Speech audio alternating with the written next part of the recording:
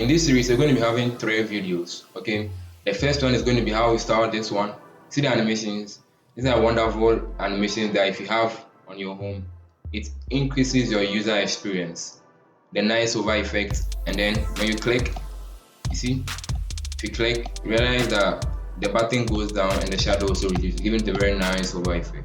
Then our next video, we starting this same button here. Wonderful animations. These are easy to do, and then I wish you stick to the end so that you will learn a lot from this. Nice over effect. When you hover, the shadow gets darker because the button supposedly go close to the button. So let's get right into it.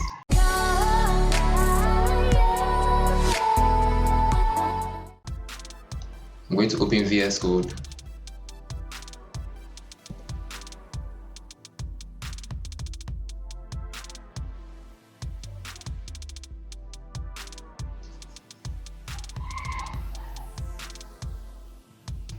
Okay, so let's have it this way so that we can have our browser here and we have it this one here. So first I'm going to create my custom HTML. I'm going to name it index.html, and then I'm going to have my skeleton here. I'm going to name it button 1 for the first one. Button 1, and then just say hello. Save it. Now there's one thing I want you to do too. I'm going to be using some extensions, some very important extensions, and the one I recommend for this video is going to be Live Server. This allows you to upon save, just it reloads everything. So I'm just going to hit save and open my Live Server. I'm just going to hit save and then open. Okay, so we have our hello here, and then we are good to go. Alright, so let's jump straight into it. So I'm just going to have my button, and then because it's leading nowhere, I'm just going to add this, and I'm going to add a class of btn main, and for the text I'm just going to call this one button. Let's use get in touch, something more. Get in touch. Save it up, and then get in touch comes here. Alright, then before that, Control B to open here. Then you can come here. I'm going to create a new file. I'm going to call it button1.css. That's my CSS file. Okay. Alright, then when I come here, let me link it up.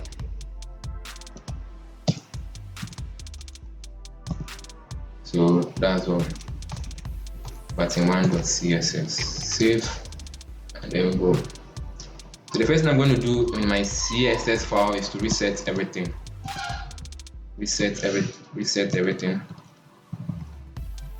We're going to be using some pseudo class, so then I'm have to reset because I'm going to give it padding of 0, then margin of 0.2, then box sizing, very important, border box. Okay, border box, then body. So for the body, we're going to keep it simple. I have width 100%, height of 100 viewport height, and then I'm going to have a background color of very nice blue 6767E2. Yep, that's the color. We save it, and then that's a nice. So I want everything to be centered, so I'm going to just display flex. Display flex. We'll align items center. Justify content also center. And then finally I want to set my font family So I'm going to use Lato font, very nice Lato font, and then sans serif. Alright, so the button comes into the center. Anytime I save, realize the change coming. So I'm going to hide my sidebar here, Control B, and you hide it. So then let's go straight into the lesson. We have .btn main, right? First, I want to remove the underline, so test decoration. Test decoration, I want none. Save it, realize that no underline. Alright, and then next thing I'm going to have is display inline block. I want a padding of let me just give it, let me say padding of 25 pixels and 40 pixels. Good.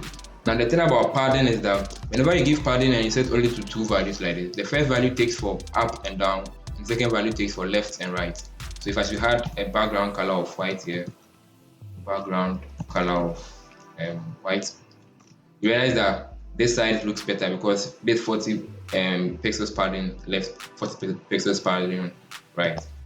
Okay, and I'm going to say font size of 1.3 rem units. Okay, then finally I want the color to be black. So that's it. Neatly border radius. There's nothing much better than having a call to action button that when people go to the site they see immediately, and that will, like, it leads to high conversion rate, and you can never play with that.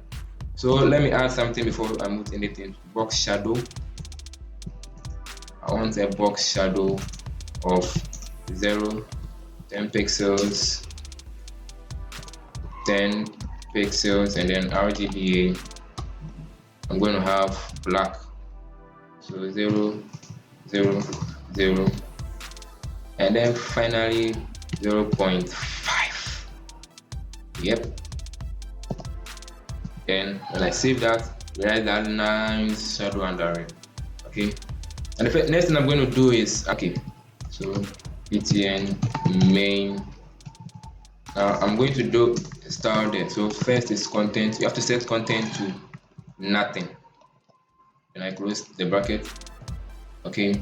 Then I want the width to be 100%, and then the height should also be 100%. And then for now, I'm going to set the background color to red so that we can look at something very important here. Background color red. Red is my experimental color when I'm dealing with this stuff. Okay, background color to red, and then I'll save it. Good. Now it's not visible here, but it's actually there. That's what I'm going to do. I'm going to save this position relative, and then position absolute. Then I have top 0 and then left 0, and tada, that's it. It is now, the pseudo class is now over our main CSS button, and because that we can't see our main button.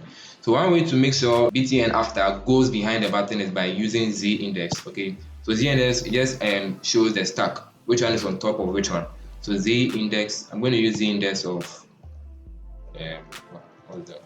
Z index of 1 here, meaning this one is, and then a z index of -1, and then works like magic. You realize that now this one is beneath our CSS button, but I want it to be nice, so I'm going to add some border radius of 3 rem units, and good, we're good to go. Now let's add the hover animations to it so that it makes it very, very, very amazing when someone hovers over it. The first thing I'm going to do is I'm going to come here and call my btn main, and I say when you hover upon it, if you hover, I want the after pseudo class to be start. Realize how I typed it. I didn't just type main, then after that I type btn main after again. Now that won't work. So you just have to type the btn main, and after that you follow up with the after pseudo class. If I should just do this and I say background color should be, let me say, just green. Let's save that, and I hover. I realize that it turns to green, meaning I'm now in charge of this. Realize that it's so nice, and then trust me, you won't get this anywhere. Only on this channel, the best channel you can ever come across. So when you hover, look at the main one. If you hover it, realize that it expands and then vanishes.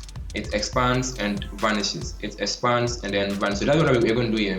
What I'm going to do, I'm going to add let's say transform. Then I'm going to add scale. I'm going to scale it up. I'm going to scale it up to for the X and then 1.8. Now these values I'm putting here are experimental values. I've really experimented them, so I know the values I'm putting in here. So if you are working out from home and on any project, I recommend you experiment and then get what really works for you. So that's it. Let me just add some transition here, make it look good. Transition around 0.4 seconds, yeah. So if I hover nicely, realize that it goes nicely. And let me change this one here to F white. So that's it. Neat transition. You won't get this anywhere. Then let me just add the final thing. I want to add opacity. Oh, I can't spell today. Opacity of what? 0, meaning it becomes transparent. So that's it. It goes and becomes transparent. This is very neat. But realize that from the main one, when we hover, the button moves up and the shadow becomes darker. The button moves up and the shadow becomes darker. So let's do that in a jiffy. This is quite easier. So .btn main. So when I hover, this is what I want to do. I want the box. Let me copy this. Who wants to type? Just copy this one over here, and then yeah. So I just make the shadow darker, and it's gone. Look, if there's a chance that you could copy your code, it's far better than retyping all this long thing. So I'm just making it darker here. So if I hover, now you don't really see it, but let me add one last thing. I'm going to make I'm going to transform, and then I want translate Y. Translate Y. I'm going to move it up. Okay, then I'm going to move it. I'm moving it up by -6 pixels. Save it, and then nothing is happening. Probably because I have no transition. I want all, and then 0.4 seconds. Yeah, so it's still not moving. Something must be wrong. Exactly. I didn't put the hover pseudo elements here. So if I hover, now it moves. And then let's add a final thing where if you click, you see that animation. Like this one, it just gives great. It gives great user experience. You can really ignore it, but let me just add it here. That's the bonus for today, for sticking to the end.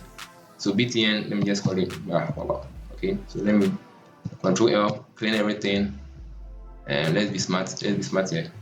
Copy, paste it, and then we just change this one to active.